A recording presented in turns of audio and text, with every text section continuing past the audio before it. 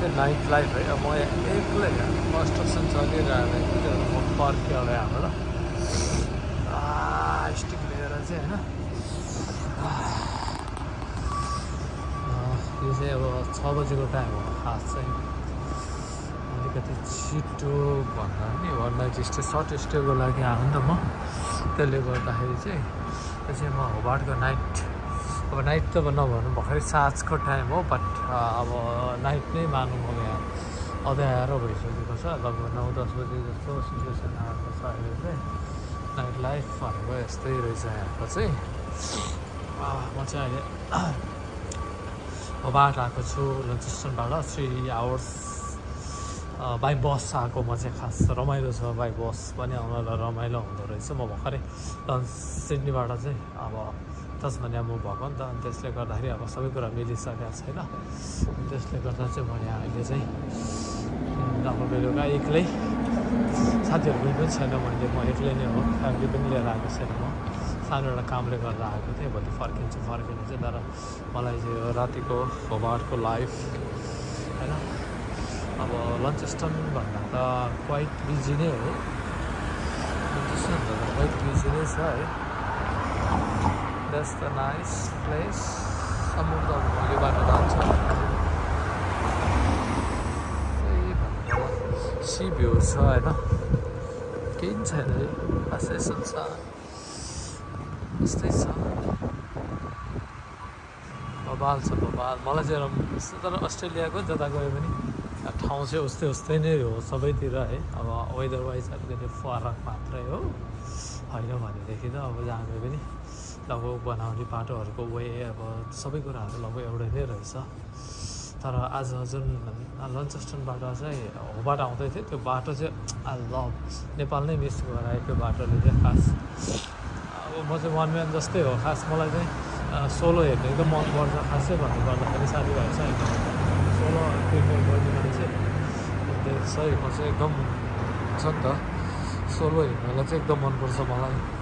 अनि पनि not to bad है अब गुड एक्सपिरियन्स। म चाहिँ खास आज चाहिँ मैले काम गर्ने होटलकै एउटा ब्रान्ड भनेको ग्रान्ड चान्सलर होटलकै ब्रान्ड लन्च होबार्ट ब्रान्चमा चाहिँ स्टे गरेछु आज चाहिँ म। गुड एक्सपिरियन्स राम्रो रहेछ। अनि त्यहाँबाट चाहिँ यसो बाहिर निक्लिनलाई अब त्यहाँबाट चाहिँ खास उतापट्टि सी भ्यू पनि छ वाटर फ्रन्टमै छ हामी। तर अनलक्की म चाहिँ अनलक्की मेरो रुम चाहिँ सिटी भ्यू छैन केही पनि छैन। ब्याक साइडमा छ तर हल्का बिल्डिङहरू त राम्रो देखिन्छ नट टु ब्याड। यो चाहिँ मेरो होबार्टको पहिलो टुर पहिलो दिन।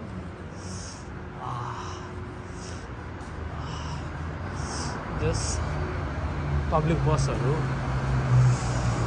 राम्रो लाग्दो रहेछ।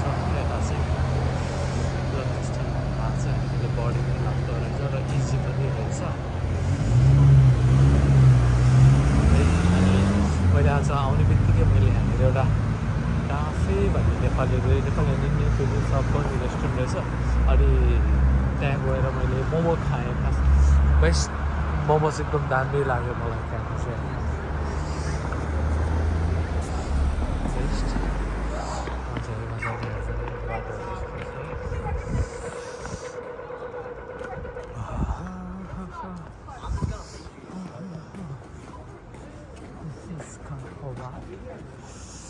Hobartको जाडो मजाले लाइस ट्राङ्क्विलिटी थाई फुड स्पा।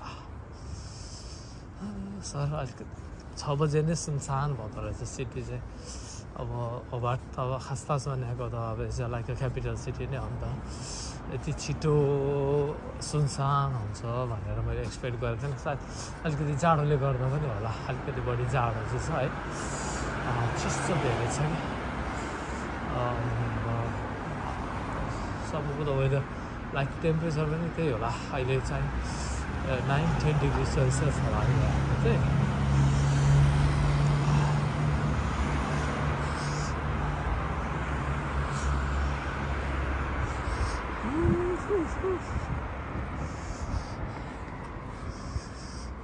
अब रुममा एक्लै बस्न अल्छी लाग्यो अनि त्यसपछि गएर चाहिँ यसो बाहिर निक्ल्यौँ त भनेर एक्लै सोलो बाहिर निक्लिदिन्छु। अनि त्यहाँ होटलमा सोधेको पनि लोकल नियरली एकदम अब हुन्छ नि त पपुलर डेस्टिनेसनहरू के छ त्यहाँ नजिकै राति भनेको खासै अहिले जाडोमा त्यस्तो छैन। अब वाटर फ्रन्ट छ त्यही गएर त्यही नै हो अलिकति अनि बारहरू नै हो भनेर पनि आफू ड्रिङ्क्स नगर्ने बार के काम लागेर त्यसपछि चाहिँ अनि टक्क लाएर बाहिर निक्लेँ।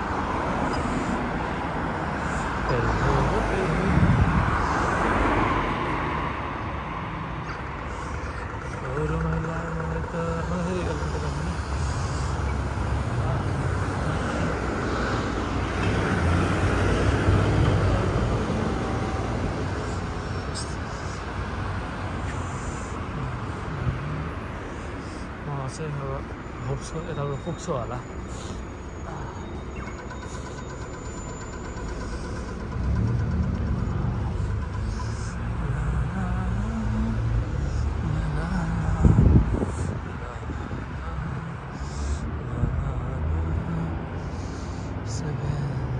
सेरिन ब्याङ्क्स तर एकदम ट्रेडिसनल टाइपको बिल्डिङ छ है यस्तो दामी।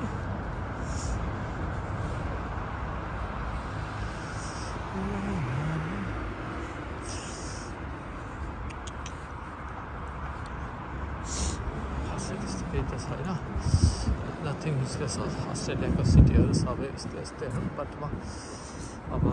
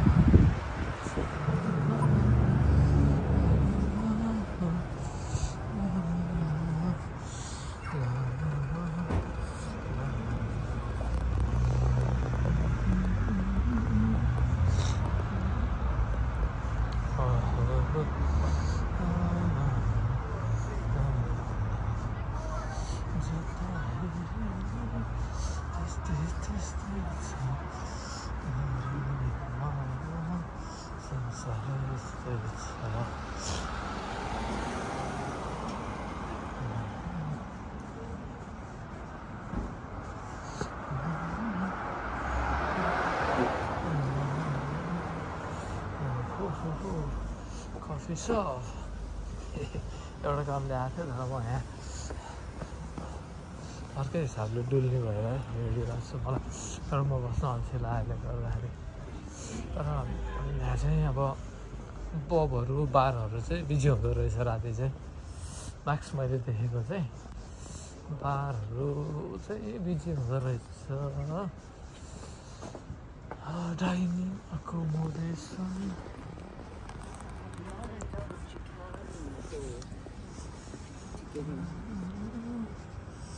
आज म यो चाहिँ हामी वाटरफ्रन्टमा आइपुग्यौँ है। यस्तो रमाइलो लाग्यो मलाई।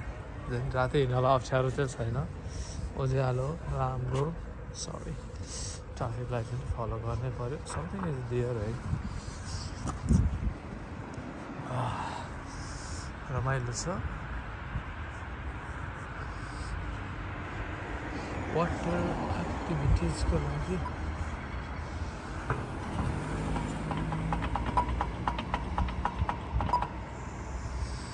होबार्टको सिटी बिल्कुल नयाँ ठाउँमा छु। मलाई पनि के थाहा छ यो मेरो पहिलोचोटि हो। मैले जे देख्छु मैले त्यही नै भिडियो बनाइरहेको छु। मर्निङ क्रुज 1 hour 11 to 12 हामी जस्तो रहेछ। कसैले क्रुजहरू गर्नु छ भनेदेखि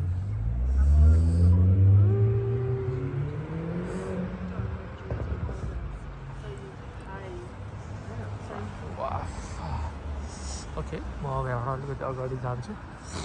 अब फेरि कहिले आइन्छ थाहा छैन।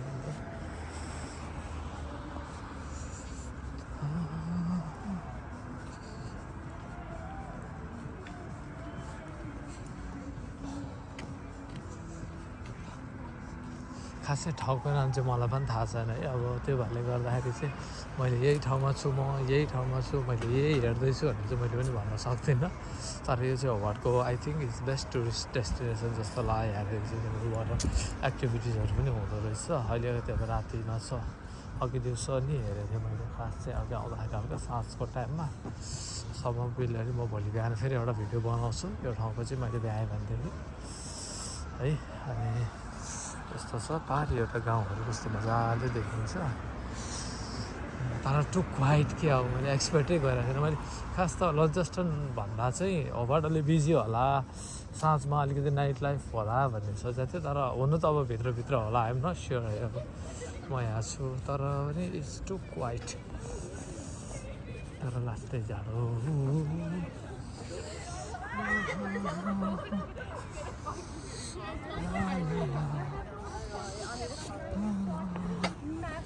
रमाइलो छ। I love this place.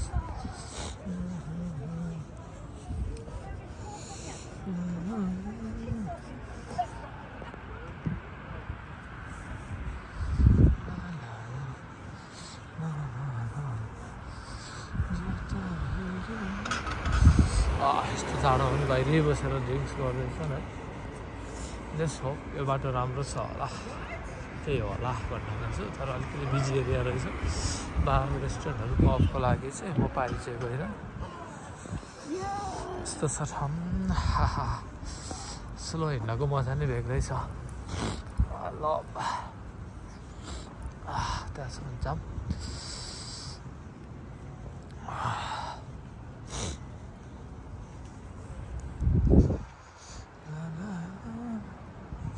त्यहाँ चाहिँ त्यो अहिले यहाँदेखि चाहिँ सबै रेस्टुरेन्ट र बारहरू मात्रै हो। यहाँ चाहिँ प्रायः ड्रिङ्क्स गर्ने मान्छेहरू एकदम भिड हुँदो रहेछ त्यहाँ चाहिँ। अब त्यो गाडीले गर्दा देखेको छैन तर लट्स अफ पिपलहरू छ त्यहाँनिर, एकदम धेरै मान्छेहरू छ। अनि त्यसपछि गएर स्ट्रिट पनि रमाइलो रहेछ। तर लन्चस्टनभन्दा चाहिँ होबार्ट धेरै रमाइलो लाग्यो मलाई चाहिँ। तर लन्चस्टन पनि सानो छ, क्वाइट छ ठाउँ चाहिँ होइन। अब नाइट चाहिँ मैले पनि त्यति साह्रो यसरी हिँडेको छैन त्यहाँ चाहिँ राति चाहिँ। अब होप सो म यसरी नै लन्चस्टनको पनि वान नाइटको यसरी नै भिडियोहरू हाल्ने कोसिस गर्छु है।